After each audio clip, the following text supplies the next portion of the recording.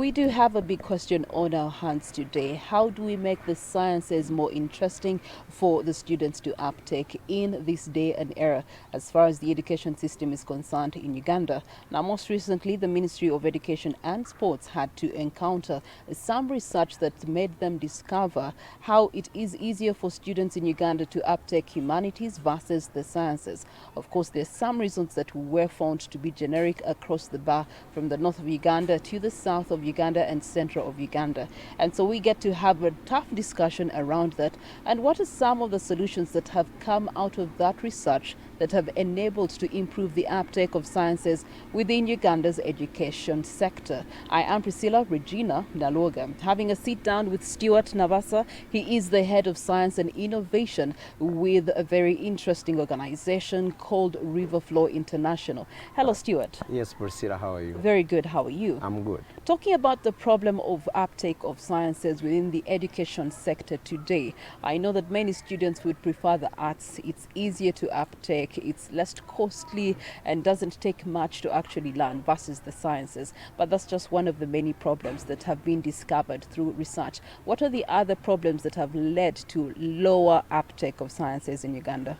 Okay, thank you very much, Priscilla. As a science teacher and as research has stated, we actually all know that less than 20% of every class of learners that take up science, they are able to get credits. And you know that is incredibly funny, bad, and to some extent scares some people. You can remember how teachers were tough, especially those teaching sciences. You can remember even some of us were punished, you know. They punish you because you are not able to write an equation. You're not cramming the hard word. I know, you are not able to calculate more concept.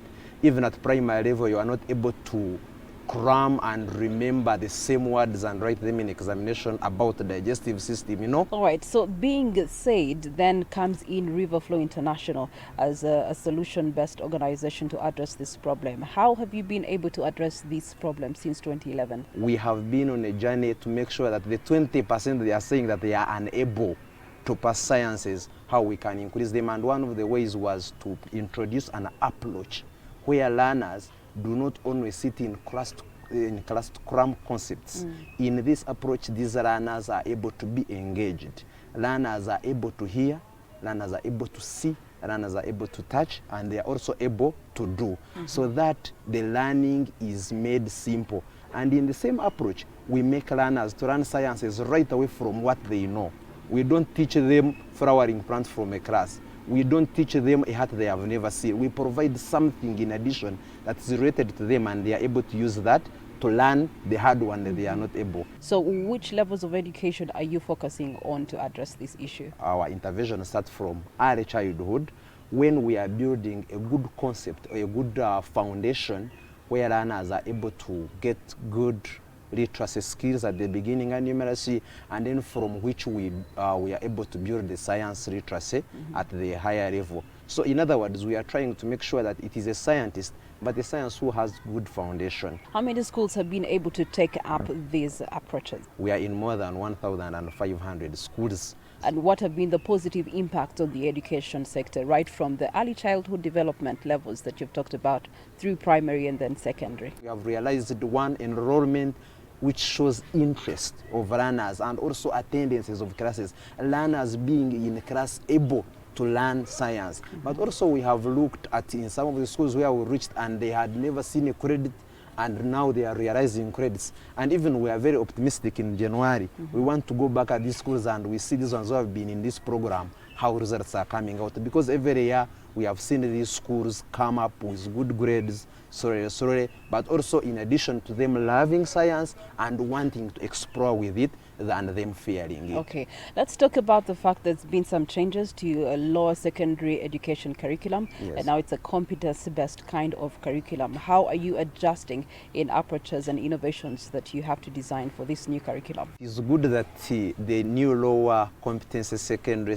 curriculum found us when we are already on that same journey, because they are saying learners need to learn as they do. We were already doing it. And in one of our innovations, we have already made the O-level competency-based secondary science kit. This kit provides materials and instructional aids, which are not in the laboratory, and learners need them in the competence learning. So as you can see, and we keep learning every day and improving and improving. So we're actually ready, and we're already working with our schools, supporting teachers, training them to make sure that this curriculum attains its intended results as planned by the National Curriculum Development Center. In terms of parents and schools, administrations, and deploying some of these things, it comes at a cost. How affordable are these innovations? People think that these things are for the government. All these materials are intended to help learners learn science. And there is a learner who is in a school which is private, but needs also get into this approach. So these materials are available for private institutions, beginning from even the kinder care, because like I said, of the foundation. And these materials are very affordable.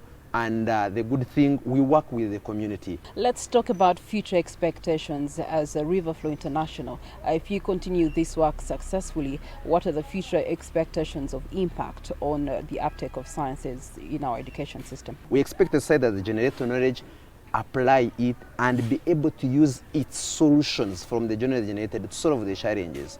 Imagine if all the things we are using in Uganda we are being made by Ugandans. So that is the society we want to see. We want to see generations which are able to use scientific knowledge, transform its skills got from this knowledge, and be able to apply it in our daily life here in Uganda and solve the challenges that we are facing. That brings us to the end of this conversation, with the realization that at the end of the day, with more innovation in how our young people can be able to uptake sciences, they can be able to contribute to the better development of our country socially and economically. That brings us to the end of this conversation. Thank you.